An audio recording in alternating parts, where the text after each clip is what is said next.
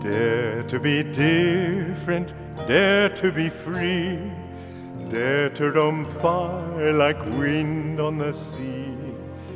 Fly like a gull, soar high on the air.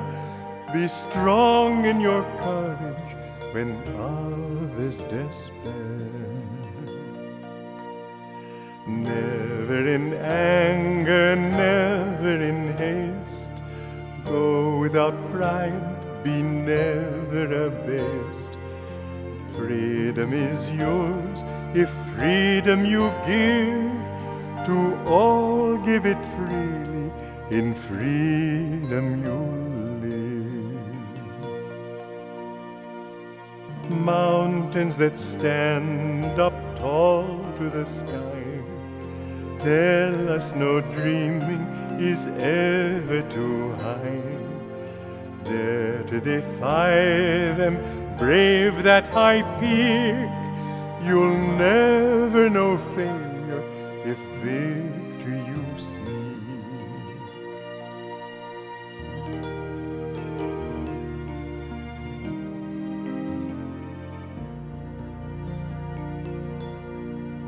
Dare to be different, dare to be free, dare to roam far like wind on the sea. Fly like a gull, soar high on the air. Be strong in your courage when others despair.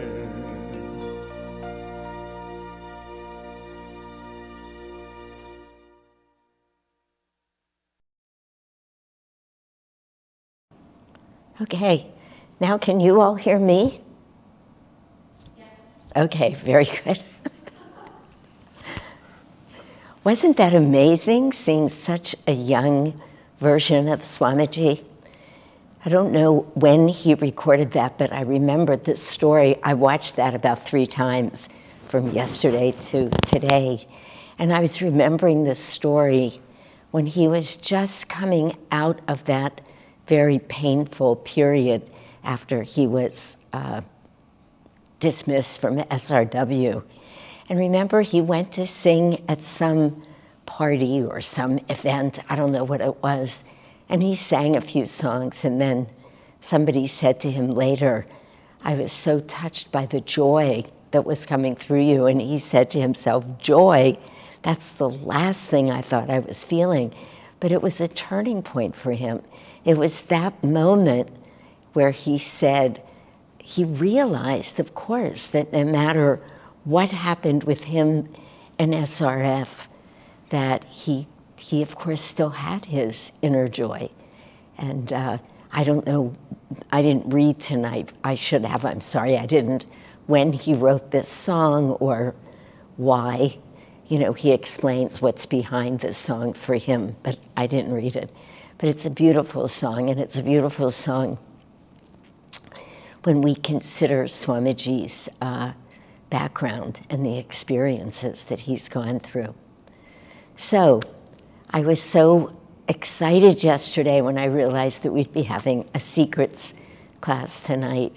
I've really been enjoying these classes. I'm just as impressed with Swamiji as I've ever been reading these secrets and then hearing the song that he connected with each secret and why. It's been a very uplifting series for me. So after tonight, we'll have 3 more, but I think maybe only 2 of those will be live. 1 I'll have to record because I missed one. I don't remember what happened. I have a feeling that I wasn't feeling well or something one night, but I can't quite remember. I don't remember the last time I didn't feel well, so I don't know if that was it or not. But anyway, tonight we're doing self-pity. And as always, you just think, oh, I gotta talk about self-pity or we have to sit and listen to it for 45 minutes. But it's just, the wisdom in it is so uplifting. So let me first read the secret to you. Swamiji says, the secret of overcoming self-pity is to recognize that this kind of self-indulgence, and that's self with a little s, of course. Self-indulgence only limits your ability to overcome your difficulties. So again, when we start feeling sorry for ourselves, he says that kind of self-indulgence limits our ability to overcome difficulties. He says, become a conqueror. That's the next line here.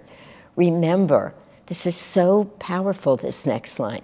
Remember, whatever any human being has ever achieved, you can achieve. Whatever any human being has achieved, you can achieve. All that is necessary is patience, sensitive insight, and determination. Every seeming limitation is, in fact, an opportunity for shining victory. Now, first of all, that's an incredibly powerful sentence in the middle of that. And if we just focus on it, which I didn't know I was going to do, but here we are, and bring it back to ourselves, anytime we think we're up against something that's insurmountable, never mind where we feel like we've been wronged, and we begin to indulge that feeling. And that happens to all of us on occasion, hopefully not too frequent an occasion, but it happens. But Swamiji says, whatever any human being has ever accomplished, you can accomplish. What a meaningful truth to keep in mind. And really, in essence, what that's saying is we can do anything. We can do anything. And what a great, what just came to my mind is when I was very young, and I just am remembering this. I don't even know where it's coming from. I mean, very young, like a child or a teenager, I can't remember.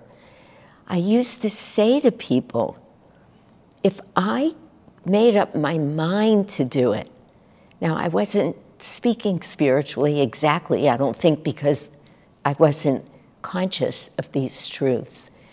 But I used to say, I believe I could do anything. I never felt arrogant when I said that. And now, just this minute, when I'm saying it, I think I was just plugging into the highest reality. My soul knew the truth, even though if I looked at myself with ego consciousness, even as I was saying those words, I didn't have a lot of I didn't really believe in myself in those days. I thought less of myself than I should have all the time as a teenager. And yet, I remember saying that. I know I could do anything. I know I could. Not arrogantly, but it was the truth. It's a very important line in here. And then this last line, which is fascinating to me because so many of you have been involved with classes and with sermons and just so many different places that I keep repeating that line that Kabir said so many years ago, 4 or 5 years ago. He's gone quite a few years now, but at least 4, maybe even 5 years ago, when he was doing a fire ceremony and he was just speaking. So this is his quote, I think. But he said, every challenge that comes to us brings us to the precipice of freedom. And that came back to me 3 weeks ago when I was going to give a Sunday service. I don't remember what the topic was, but it's just stuck with me ever since then because, of course, it's the truth. And then that line that I quoted from Ramana Maharshi this past Sunday when Master was visiting with him in India, and he was asking him about suffering. So here are these 2 great saints talking about suffering. And Ramana Maharshi said, suffering is the way to the realization of God. Suffering is the way to the realization of God. And he went on to say more, but that's enough. It just says we have to suffer. In that suffering is very often where we find that strength, where our egos, in fact, say, I'm done with this. I want more. I know there's more. And at some point in that moment, and many of you read the letter that I sent after the sermon this week, there are so many times where it comes to us. It's when the prodigal son heads home. It's when the little bird finds itself and that stage that is called the quest. It's at that point where we move from Sankhya to yoga, from suffering to how am I going to get out of this? Here is the how. And that's when we've had enough with the suffering. And it keeps coming back to us in truths in so many different places and ways and through so many different saints, because of course it's the truth. So when Swamiji says here, every seeming limitation is in fact an opportunity for shining victory. It's so important for us to remember that. It's all we would need to know. It's almost all I would need to say tonight about why would Swamiji have included self-pity here. And before I even read anything about self-pity this morning, I thought to myself, listen to the sound of that, feel the feeling of that. It is such contractive energy. It just brings us so into why me, woes be to me. It renders us powerless in a life where we are trying to discover and capture and use properly all of our spiritual power. That kind of whining. And I told this story of this client who I've been seeing. I left a lot of it out, of course. I was telling her story in a way that was analogous to the parable son, and it is. But when I wrote in the letter that I wrote, just turning to see who's here, I think all of you received that letter, I said it was very unlikely that I would have liked her as much as I did, loved her as I do. And it was so immediate, but I didn't say why. But part of that is because for many weeks I listened to, why me? Why me? Why did this happen to me? Why can't this happen for me? In some ways, totally understandable. In another way, not energy that draws me, usually. So with God's grace, I was seeing beyond that. But that energy, why me, crying and pitying oneself, is so counter to being able to move through these challenges in an uplifting and spiritually expansive way. So we need to tell ourselves, whenever we want to go there, which I would bet, and maybe we'll have a little opportunity during comments or a Q&A for those few honest souls to acknowledge this, we've all been there. We all go there at times. We either want to just scream at God, or sometimes we just want to lay in bed for the day and cry and feel sorry for ourselves. You know, people say, I was having a big pity party. Like it's actually a party? It's no party, but people do it. That's why they've even coined a phrase around it. But what we need to remember, those of us who are on this path, is that everything that comes to us is our karma. we've actually created exactly the perfect situation for that very moment, that very experience to come to us. And then we have the choice that we make. We can feel sorry for ourselves. We can do what people very often do, very often, which is blame somebody else. It's so easy to slip into that. If this person was better to me, I wouldn't be feeling that. If I had been given more of an opportunity, this wouldn't have happened. I often tell people it's one of the more common human traits that I've seen in all of my years, not just of counseling people or of just caring for people as a physician, but listen to the news. People want to find somebody to blame. Most people, that's the early stage of the soul's long journey. It actually believes, not the soul, but the ego has us believe that we will feel better if we can blame somebody else, if we can just make it somebody else's fault, whatever it is, it doesn't matter. It's a principle here.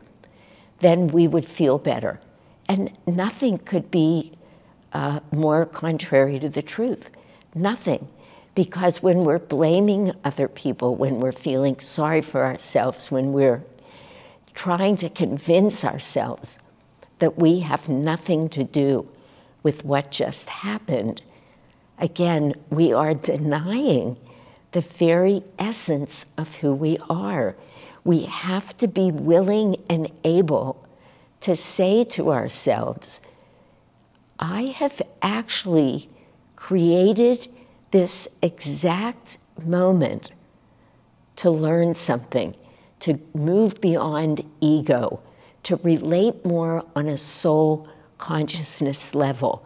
Whatever that was that I did to create it doesn't matter, but it is here for a reason. And honestly, it doesn't really matter what anybody else around us is doing, because here's the tricky part. Here's where Maya gets us.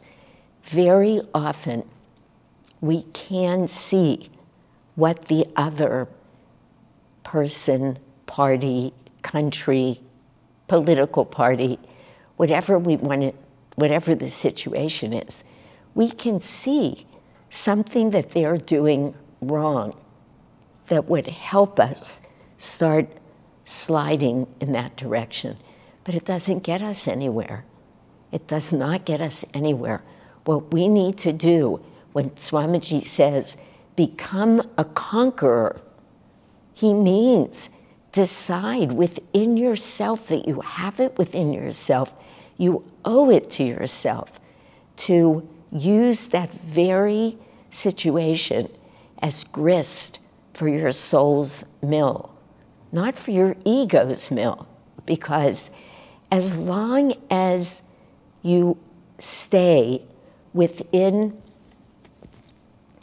ego consciousness, you cannot overcome the karma. The karma will continue to be there. And I think this is why so many people feel that, I mean, we hear the phrase all the time, boy, do we need to be careful about this, writing so many things off that happen to us by saying, well, it's just karma. It's my karma. What does that mean? It's true. It's always true. Everything's karma. Everything. Nothing is happening in any moment in our life that isn't karma. But if we use karma as an excuse, we don't grow through it. Karma can only exist, continue to exist, and have a hold on us when we are living with ego consciousness. It has no power against the soul. It's a very interesting thing, but it's true. And we just get to decide how many times, for how long, we're going to suffer in the very same ways. We have that choice to make. As soon as we decide not to, as soon as we become a conqueror, as soon as we allow the energy to rise up or we draw it up through our third chakra, and we get a hold of ourselves with spiritual power, not egoic power. And I'm putting in quotes because the ego is not really all that powerful. We all know people who have very, they don't really believe in themselves. You can tell that they're insecure. And with that insecurity, they try and come across as being very powerful. But how do they feel to us? They feel really just arrogant is what they feel. Because it's not coming from a true source of power. It's coming from fear. It's coming from compulsion. It's not coming from that, the only place where true power exists, which is at the soul level. And Master has said, and this is nearly a quote of his, if not a quote, we come in with all of these karmic ties, billions of them. That's what's being represented in the Battle of Kurukshetra, that the Kauravas, the countless numbers, it says in the Bhagavad Gita, countless, and then the Pandavas, 5. You know, it's just, so you can see how many qualities there are, how many tendencies is what it is, how many likes, dislikes, desires we would have to overcome if we tried to do them one by one by one. Well, it's just a virtual impossibility. It's not even that there's not enough time, because of course there's infinite time. That's not the point. But the point is, by the time we accomplished one or got on top of one of those tendencies, the other tendencies would be just over here running off on their own again. We can't pay attention to them all. What we can do, of course, and we all know this, is we can raise our energy, which has a magnetism, which then draws our energy up until we can tune into the Guru's magnetism. But what Master says is, you don't have to overcome every bit of that karma. In fact, you can't, but you do need to raise your energy. You need to start relating to life on the soul level. And for the soul, because karma can't hold on to the soul, then self-pity leaves these situations where even the thought that would come in that we've been treated badly, or that we want to get somebody, or we want to whine, or we want to say, you're ruining my life, or you're making it impossible for me. All of that, we eventually learn to let go of it. Now this is, I realize as I'm saying it, and having come here after just watching a little bit of the news tonight, and I'm not going to go into any of the prominent stories in the news right now, but many of them are just enough to, well, they did just turn my stomach, really. And I bet that would be the case for many of you.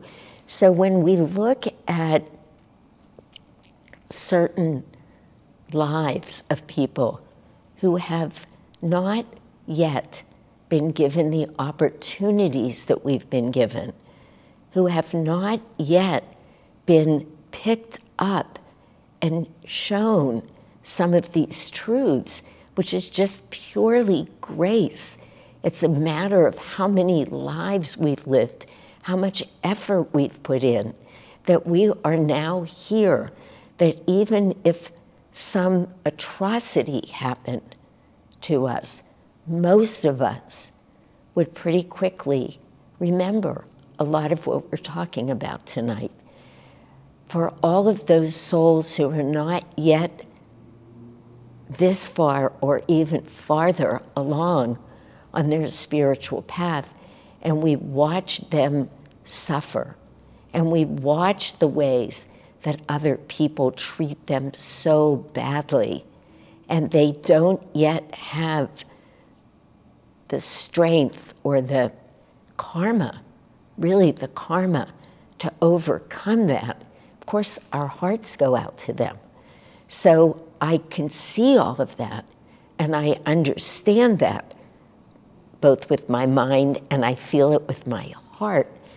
But truth is eternal, and truth never dies.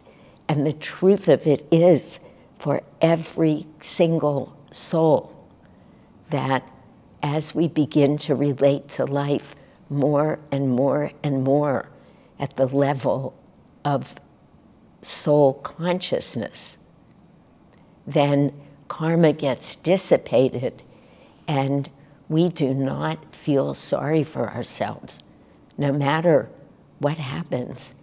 You know, there's a woman, there are so many stories to tell, of course. I mean, for many obvious reasons, Martin Luther King comes to mind. It's not the story I was going to tell, and I'll come back to the woman, but boy, to lead the fight in this country towards racial equality, even today, I'm not sure things are different, but certainly at the time when he did, and to be able to find all of that power that he had, and yet no hatred. He did live with some fear. He lived with many things. He was human, but not hatred. And no matter how many times he wanted to turn away from the calling, he couldn't. It was a calling. God was calling him. And he never felt sorry for himself. And he never brought that energy home. I've read and watched so much about his life. Very hard life. What a calling in the 1950s and whenever, 60s, I can't even remember when he was assassinated. But anyway, but he did it. And he didn't do it with self-pity. So truth is one and eternal. And it's always there, even if we're not yet able to see it. And the truth of this is that as soon as we find the courage, as soon as we're willing to listen to the words of that song again, "Come, you're a man, no passive stone. Stand up and call your soul your own." Very powerful song that Swamiji was singing. And very powerful words that he wrote, because again, and this is the important lesson for tonight, there is no such thing as self-pity at the level of the soul. It can't exist, because at that level, as we're relating to our soul, living in terms of truth, to whatever degree we can, we are destroying the ego at that point. We're just pushing the ego out of the way. We're denying it. We are freeing up more energy in our astral spines than we can imagine. We are becoming a conqueror. We're conquering all of the hold that the ego has on us. And that is very meaningful. I love that line in Master's song. I quote it so often, his poem, "God, God, God." And every stanza in there is really beautiful. Every stanza. When I was just in Portland, we took that song because Sai Ganesh had done this with our last Kriya retreat here, but he did it differently. He took that poem and he sang it. I asked Lakshmi, who was with me the morning of the Kriya retreat in Portland, to do part of the retreat by taking that poem and talking about it stanza by stanza. And then we would sing the stanza, then move on to the next one. My goodness, what power there is in that poem. I tried to find out the circumstance in which Master wrote that poem, but I spoke to everybody about it. Jyotish and Devi, I mean, everybody. Who did they? Oh, Lakshman, they said to me, maybe ask Lakshman. Nobody knew. So maybe Master never said, here's when I wrote it, like he did with Samadhi. But the stanza in there that says, when boisterous storms of trials shriek, and when worries howl at me, I will drown their noises, loudly chanting, God. He actually said God, Christ, Guru, or God, God, God, all the same, right? But it's so beautiful. I suggested to people that night, we handed out the words. We all know how powerful the poem is, but I'm not sure we all keep it readily available at our altar so we know right where it is when we need it as a source of strength like this. You can just hear those boisterous storms of trials shrieking. You can hear it, and then you drowned it out with your own soul call. You will not feel sorry for yourself. You won't. And then I just wanted to end with one other little story here, then we'll have time for some comments or some questions. But Swamiji was writing this. He says, from time to time, Master talked of one or of another disciples to me, always with a view to instructing me. Swamiji saying he wasn't gossiping. Of course he wasn't gossiping. By their example, in the right attitudes of discipleship, not only for my sake, Swamiji said, but to help me in teaching others. And that in and of itself is very important to understand, though not the topic of tonight. There's a difference between gossip and noticing sometimes what our fellow disciples are doing, how they're behaving, because it can become instructive one way or the other. And for all of us, I would say, because we're all at one time or another in leadership roles, this does become instructive.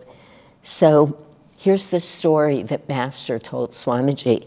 I was disciplining Michael. I don't know if that's the real name or not. He said, referring to one of the monks, and Dorothy Taylor took pity on him. She was one of the nuns. She felt I was being too hard on him. This is Master. Master said, Michael, touched by her sympathy, began to feel a little sorry for himself. That's what happens, right? But then I said to him, you know, there's a saying in India, she who loves you more than your own mother is a witch. I am your mother. Wouldn't I know what was best for my own child? After that, he was all right. It's a beautiful example. You know, it sometimes takes this kind of tough love, usually just this kind of sympathy. Compassion's different. To be able to say, as I did tonight, my heart goes out to some of these people who are not yet living with some of the grace that we are. And they are born into a life where others feel free to abuse them. It happens in many ways. My heart goes out to them. But pitying them, that is never good for anybody. Now, Master was saying more. He was saying, I know when to be tough and when not to be. But the other example that we hear about with this at times is, all of us have had this experience. You watch a child fall, and you know, I mean, I've learned this. If I would go running over and go, oh, sweetie, are you okay? They look at you, their little lip quivers, and before you know it, they're crying. If you just say to them, well, look at that, you went down, okay, get up, you're fine, let's go.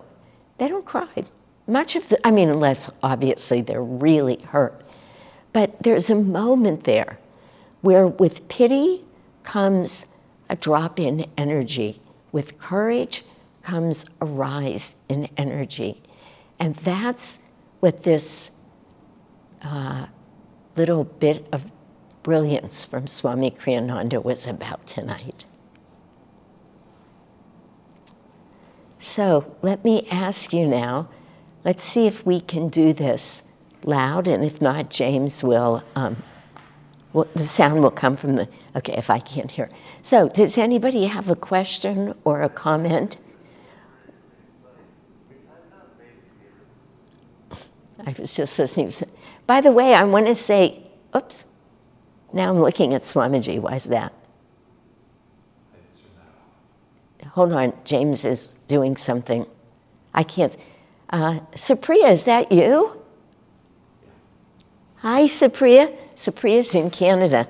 My goodness, she's on Indian time. It's 11 o'clock there, but she's awake and ready. It's great to see you, dear. Great to see you. Yeah. So who has a comment or a question? Anybody?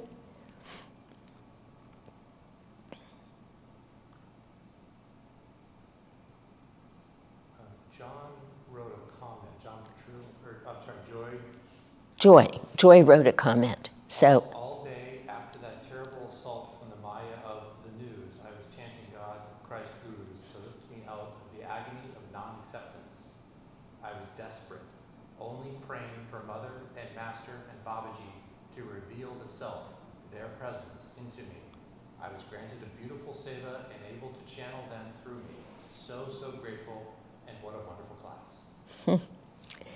That's beautiful, Joy. You know, it's interesting that happened today, and then that I just chose to pull that line from that exquisite poem. That poem has been with me since I was in Portland. As I said, every stanza has a lesson. But there you are, just perfectly. I mean, you could leave if you happen to watch the news. Every once in a while, you could just walk away from the news, just sick. Or you can chant God, Christ, Guru, and hold those beings who are not being treated well up into the light.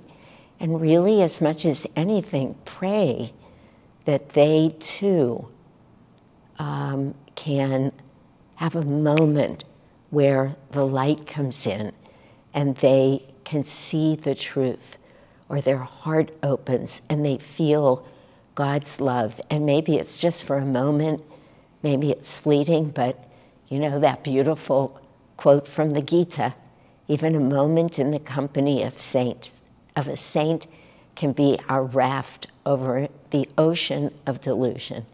People's lives are changed in that way, so that's what we have to pray for. But beautiful that that's where you went with all of that. Anybody else?